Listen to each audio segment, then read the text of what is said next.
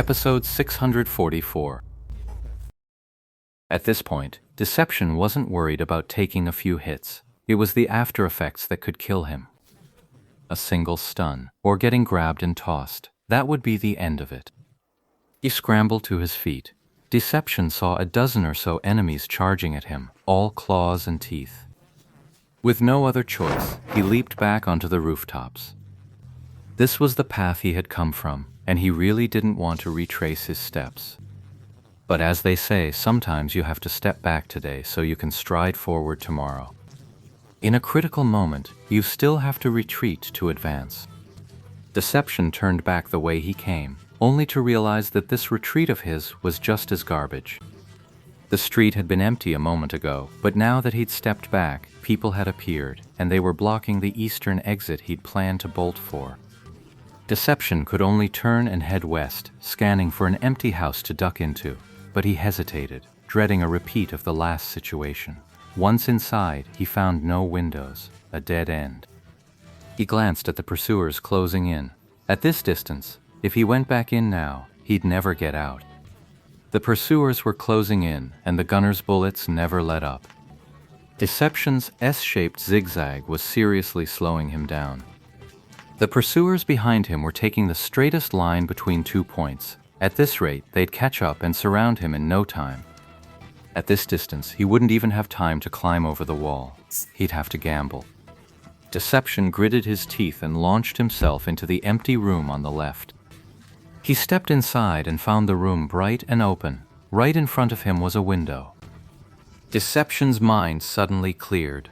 He was about to leap through the window when a new thought struck him. This window was far too obvious, far too convenient. Deception suddenly took a step back, leaped into the air, and drove his blade straight into the wall. In one fluid motion, he wedged himself into the corner above the doorframe, clinging there like a spider. Another stealth technique. No sooner had he landed than a figure flickered through the doorway. A player slipped inside. Without a moment's hesitation or pause, the figure bolted straight for the window, vaulting out 1, 2, 3. The entire string of pursuers followed the exact same route. Deception counted them off, one by one, his heart blooming with delight. Hurry up! Hurry up! Deception counted them off as he urged the group forward. He used to hate how fast these guys ran. Now he hated how slow they were. His concealment technique only lasted 20 seconds. Once those 20 seconds were up, he might come crashing down. But 20 seconds should be more than enough. Deception had already calculated all of this when he made that move. But the moment he had been waiting for never came. Instead, he heard a disheartening sound. From the direction of that brightly lit window, someone was speaking. He didn't come this way? No, I didn't see anyone come out. There's someone watching over there too. Deception understood immediately. Staying stuck here meant death. Cornered, he had no choice but to force his way through. He swiftly canceled his stealth skill, and his character dropped down. Just then, someone charged through the door. As Deception landed with his dual blades, he drove them straight into the man's skull. He kicked off the guy's shoulder, yanked his blade free, and launched himself out of the door like a cannonball. This was the falling shadow technique. Deception's foot planted on the unlucky bastard who just stepped in, and whoosh, he shot out into the street. A gray figure shot over the heads of the players charging in. The move caught everyone completely off guard. Deception hit the ground rolling, didn't pause, sprang up, and in 2 bounds was on the rooftop across the street. The pursuers down below scrambled in confusion, taking a good few seconds to even process what had just happened. They quickly turned their view, only to see Deception's figure drop down, apparently already on the next street over. The guy had slipped away again. The players were fuming. They all knew Deception, and a few had even been killed by him before. They had no love for this guy to begin with. The guilds had never organized a full-scale manhunt for Deception, but individual players had taken matters into their own hands. They just never managed to catch him. From the guild's perspective, Deception and Lord Grimm were 2 completely different extremes. From a guild standpoint, Deception. A lone wanderer like him could never threaten the guild's core interests. No matter how much he stirred things up, It was just an ant biting an elephant, annoying but ultimately harmless.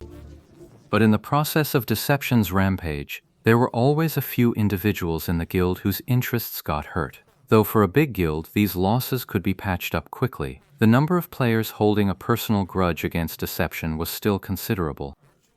Lord Grimm was the opposite. His actions never directly harmed any individual in the guild, but the aura he projected silently constricted the guild's strength. In the 10th server, for instance, his dazzling brilliance made new players know only Lord Grimm. They didn't know about the big guilds, a situation that hurt the guild's growth, but was hard for individual members to feel. What really mobilized the guild as a whole was an opponent like Lord Grimm. Deception was just the freebie bundled in for the ride.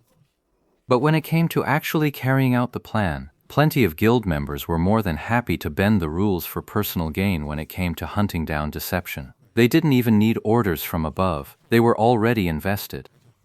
Is anyone on the east or west side? Deception is heading your way. Many people spontaneously banded together to deal with Deception. We were there, but we didn't see Deception. Hey, this guy's on the roof. He didn't jump down.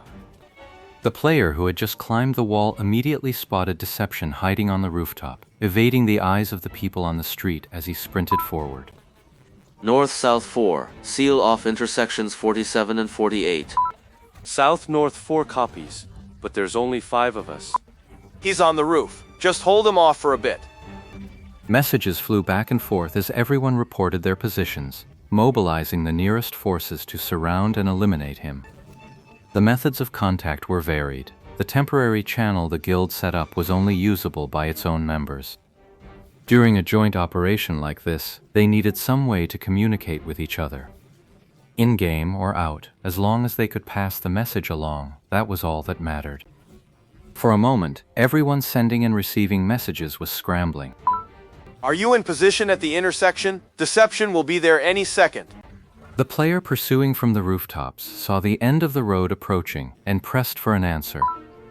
Ready. But on this side, they were already fully prepared. Here they come! The 5 players watching the 2 intersections suddenly saw a gray figure descend from the rooftop at breakneck speed.